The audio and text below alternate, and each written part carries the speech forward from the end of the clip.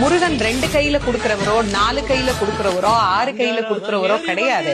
12 கையில தரக்கூடியவர். கேட்டவருக்கு கேட்ட வரங்களை அல்ல, நினைத்தவருக்கு நினைத்த வரத்தை விட அதீதமான நலன்களை வாரி வாரி வழங்கக்கூடியவர்.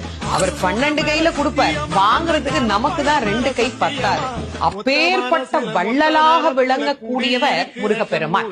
அவர் வள்ளல்னா பக்கத்துல இருக்கிற அம்மா சும்மா கிடையாது, அவள் வள்ளி. இவர் 1 கொடுத்தா அந்த அம்மா 2 கொடுங்கன்னு வாழாம். அப்படி கணவனும் மனைவியும் போட்டி போட்டுக்கிட்டு நமக்கு கொடுக்க தயாரா இருக்கிறாங்க. வாங்குவதற்கு நாம் என்ன செய்ய வேண்டும்? அவரை நினைக்கணும். எப்படி நினைக்கணும்? அரை நிமிஷமாவது நினைக்கணும். அரை நிமிஷம் எப்படி நினைக்கணும்?